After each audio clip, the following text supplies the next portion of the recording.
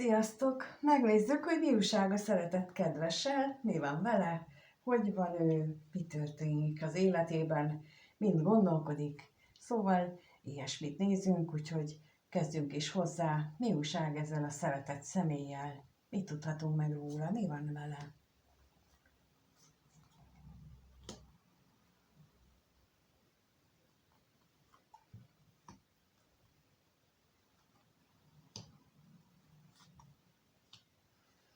Hát úgy látom, hogy ő a múltba tekint, és ez bizony nagyon-nagyon erős szomorúsággal jár, lelkileg nagyon megviseli, és tulajdonképpen úgy érzem, hogy minél többet gondol a múltra, annál inkább azt éli meg, hogy ő nagyon-nagyon rosszul érzi magát. Szinte már depressziós jellegű ez a rosszul érzi magát állapot. Megnézzük akkor, hogy mit tudhatunk meg itt az utazásról.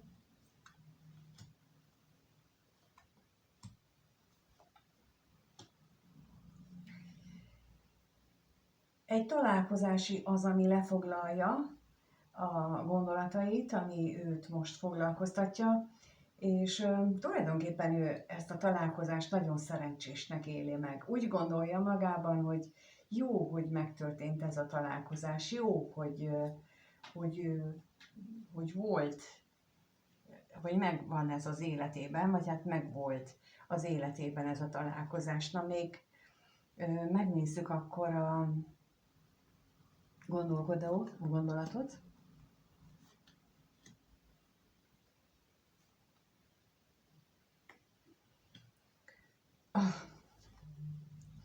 Igen, a gondolkodónál azt mondtam, hogy milyen gondolatai vannak. Hát bizony nagyon jól esik neki, hogy a szívének kedves személy újra és újra elmondja számára, hogy mennyire kitartó, és hogy mennyire, már úgy értem kitartó, hogy mennyire ott áll mellette ez a támogató jelleggel, bár nem mindig finoman mondja ezt el, nem mindig finom módszerekkel adja a tudtára, lehet, hogy időnként szemrehányást is tesz neki, de mégis olyan, minthogyha ezért ő hálás lenne. Megnézzük még itt a szomorúságot, hogy mit jelent.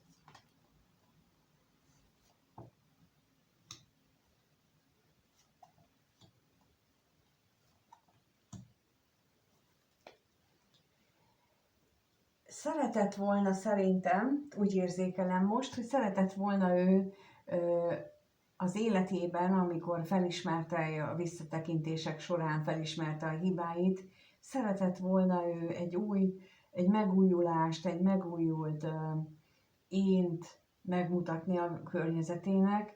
Nem biztos, hogy sikerre járt, mert itt a betegség az azt mutatja, hogy talán éppen emiatt van benne ez a mély gyász, ez a mély szomorúság, hogy hiába gondolta ő azt, hogy ő majd megújul és megújítja az életét, úgy látszik, hogy azt egy szegletét, vagy egy szegmensét nem tudta megújítani, ott az ottani szokásait nem tudott vele mit kezdeni, és így tulajdonképpen nem maradt más neki hátra, mint hogy ezen szomorkodjon. Na, megnézzük akkor, hogy te vagy-e ez a szívének kedves személy, vagyis hogy hogyan gondol ez a szeretett kedves, hogyan gondol a nézőre, ez a kérdés, hogy ez a szeretett kedves hogyan gondol a nézőre, mit gondol, ha rá gondol,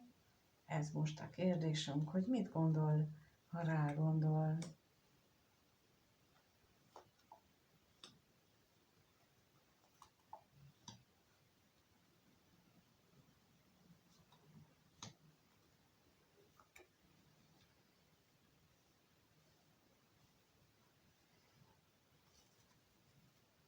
mindenképpen egy újdonságot jelent ez a számára. Lehetséges, hogy a köztetek lévő testi vonzalom az, ami számára nagyon új, de az is lehetséges, hogy az a fajta vágyakozás, ahogy a nő utánad vágyakozik, az jelent neki egy újdonságot, az, amit úgy érez, hogy arra neki nincs hatása, hogy az tulajdonképpen az olyan, mint egy mágnes úgy vonzanád. És itt középen megjelent az állandóság, ami azt is jelenti, hogy ő tulajdonképpen apa is bele szokott gondolni, illetve úgy szokott belegondolni a kettőtök kapcsolatába, illetve rád, hogy minthogyha az égiek küldtek volna neki. Megnézzük akkor, mit jelent itt a szerencsétlenség.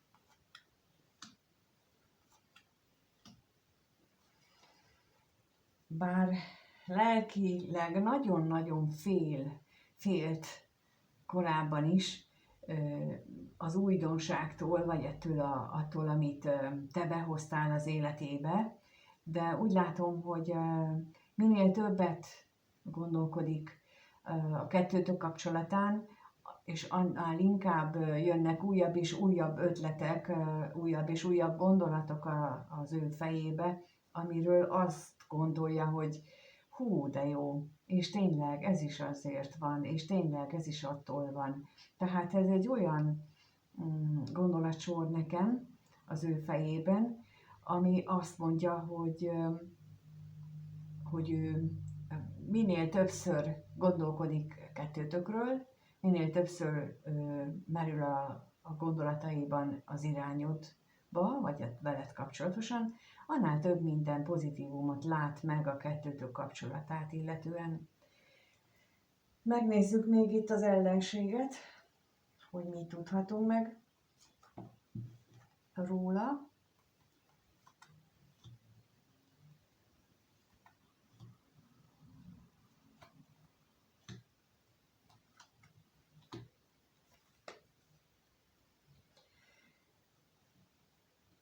Lehetséges, hogy akadályként a vágyainak az akadályaként, a vágyai szerint, hogy ő a vágyai szerint tudjon tenni, menni, azt akár a munkával kapcsolatosan, a munkakörülményekkel, vagy akár azzal is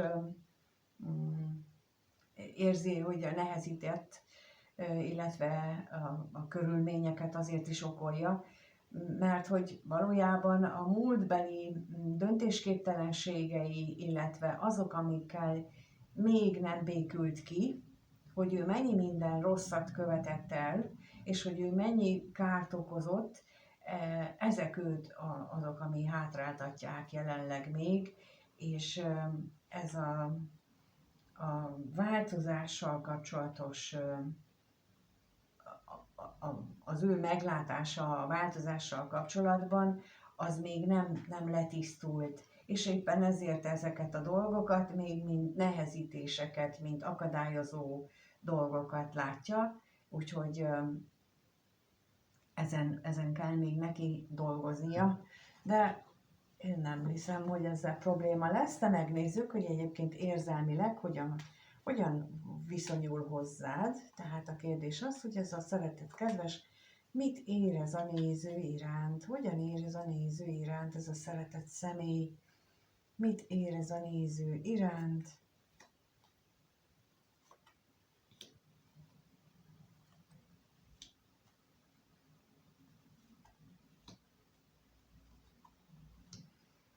Wow. Hát abban az esetben, ha van köztetek korkülönbség, és te vagy az idősebb, a bölcsebb, az érettebb, mindegy, akkor arra gondol, hogy te vagy a szívének kedves személy, és te vagy az, aki betölti az életének a minden percét, és arra vágyik, hogy még több legyen ebből, még több öröm legyen kettőtök között, még több örömet tudjatok megélni együtt, mert te vagy az neki, aki tehát, mint ahogy mondtam, a szívének nagyon-nagyon kedves. Ha nem te vagy az özvegyasszony, aki idősebb, ha nem ez igaz rád, akkor van még a gondolataiban még valaki, aki mondjuk úgy, hogy közétek áll, és neki azzal kapcsolatosan vannak nehézségei, de a remény az itt van, hogy egyre több lesz kettőtök között az örömteli pillanat, és egyre több mindenre ébred rá, hogy jó lesz. Az előbb, megnézzük a gondolatot.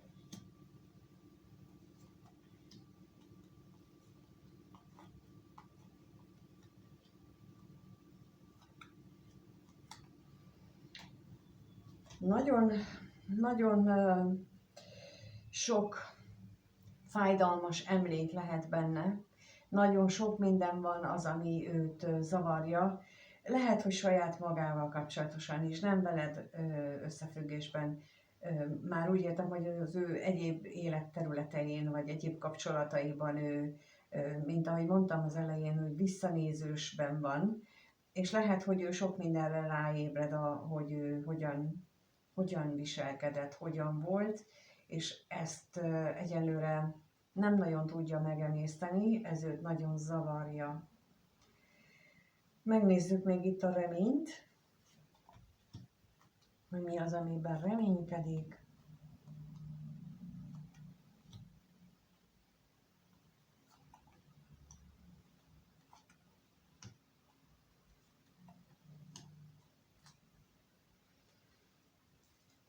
Reméli, hogy nem lesz több, vagy nem lesz olyan sok akadály a találkozásaitok előtt, nem elhárulnak az akadályok a találkozások elől, mint korábban voltak, tehát attól kevesebb lesz, és abban is reménykedik tulajdonképpen, hogy az érzések nem fognak csillapodni, a érzések és vágyak, amiket ti egymással megéltek, illetve amit ő érez belül, hogy az nem fog átalakulni, és nem fog ilyen negatív vággyá, vagy nem fog csökkenni a vágy, inkább így mondom, tehát, hogy valami ilyesmit remél, tehát, hogy megmarad ez a pillanatnyi, az, hogy te vagy a szívének a kedves személy, hogy ez megmarad. És mindegy, hogy mi történik, mindegy, hogy hogyan alakulnak a dolgok, mégis ott maradsz te neki, hogy téged szerethessen. Mert hogy itt azért minden itt volt, ami ennek a alátámasztására van. Úgyhogy most megnézzük, hogy akkor hogyan fog alakulni a következő néhány nap. Egy hét, legfeljebb egy hét. Mire számíthat itt a néző ettől a személytől a következő néhány napos időszakban? Mire számíthat itt a néző a következő néhány napban ettől a szeretett személytől?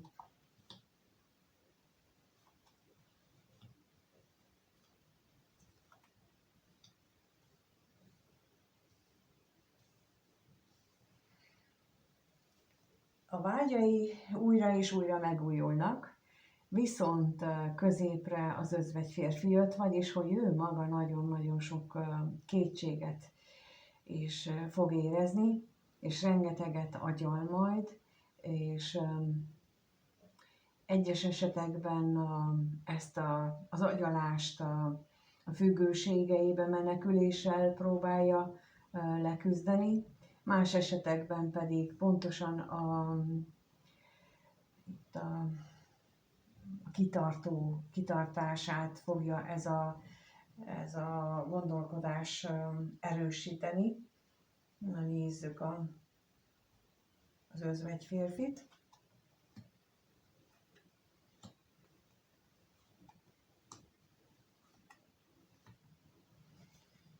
Hát, amin agyal, az hát valamelyik őtök lakásában való találkozás az, ami nagyon sokat fog hát nem rágódni, hanem mondjuk inkább az ábrándozni, hogy ezt képzeli el, hogy mi történik majd és hogyan.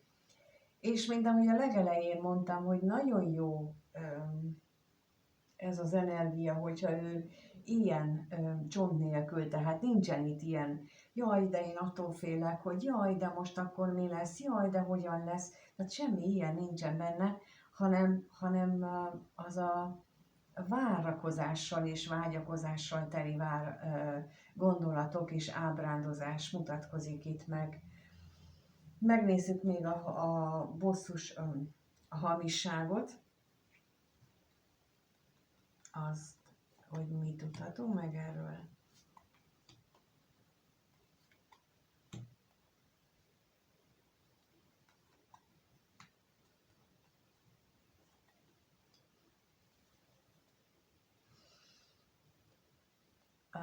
Az is elképzelhető, hogy ez a találkozással kapcsolatosan neked valamiféle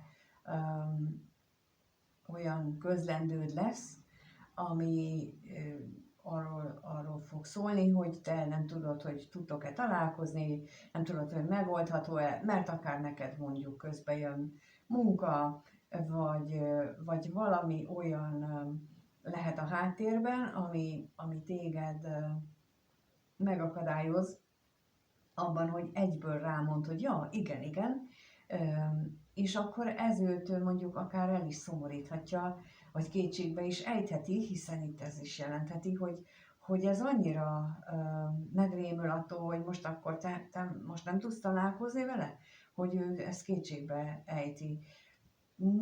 Tulajdonképpen egyetlen kapcsolatnak sem árt, hogyha időnként mindenki a saját feladatait, a saját életét helyezi előtérbe, mert így a másik megtanulja mondjuk, vagy gyakorolja azt, hogy figyelembe veszem a páromat, a társamat helyezem előtérbe, és nem az én kívánságomat, tehát ez azt tudja erősíteni, hogyha nem rögtön ugrunk az ő kérésének, hanem ha nekünk van dolgunk, vagy van elfoglaltságunk, akkor ezt elmondjuk neki, és akkor például lehet az is, hogy ő ehhez nincs hozzászokva, és akkor elsőre mondjuk ezt rosszul fogadja, de pont ezért kell akkor azt mondani, hogy de nekem fontos az elfoglaltság, ami miatt aztán egy kicsit halasszunk, vagy máskorra tegyük át, vagy más módon csináljuk meg, és mert hogy itt olyan, mint hogyha őt ez első hallásra nagyon letaglózná, de ez nem jelenti azt, hogy nem fog megtörténni, hanem azt jelenti, hogy neki ezzel feladata van, dolga van, hogy ő hát nem akkor kapja meg a fagyját, vagy a kis cukorkáját, ugye, mint a gyerek a boltban, amikor ő azt kigondolja, hanem amikor annak eljön az ideje. És ez nagyon fontos, hogy mindannyiunk megértsük azt, hogy az életünkben minden akkor érkezik, amikor annak eljön az ideje, és ezt az égiek pontosan tudják, hogy minek mikor jön meg az ideje, úgyhogy ezért nem érdemes ezen se agyalni, se reklamálni, hogy de miért nem jön, mert pont akkor fog jönni, amikor jönnie kell, amikor az meg van írva, és meg van írva. Én ebben egészen biztos vagyok, és ő meg remélem, hogy hamarosan ezt belátja, és ezen túllendül, és csak erre figyel. Köszönöm, hogy itt vagytok, és ti is csak erre figyeljetek, hogy milyen jó lesz az a találkozás, és nem számít, hogy most egy kicsi negatív érzést fogtok benne kelteni, mint mondtam, szokni kell mindkét irányból az együttműködést, és ez segíti elő. Köszönöm, hogy megnézitek a videót, ha szeretnétek erről személyesen is beszélgetni, akkor jövő szombaton lesz személyes találkozó, még egy-két hely van szabad, úgyhogy aki Aki szeretne részt venni, az első megjegyzésbe, vagy az első kommentbe ott lesz a regisztrációs link, meg a leírás, hogy és miről szól. Úgyhogy mindenkinek köszönöm egyébként a kommenteket, a lájkot, a feliratkozásokat, ha még nem vagy feliratkozva, és ameddig nem találkozunk másik videóban, vagy személyesen, vagy valamelyik webináron, addig is mindenkinek minden jót kívánok. Sziasztok!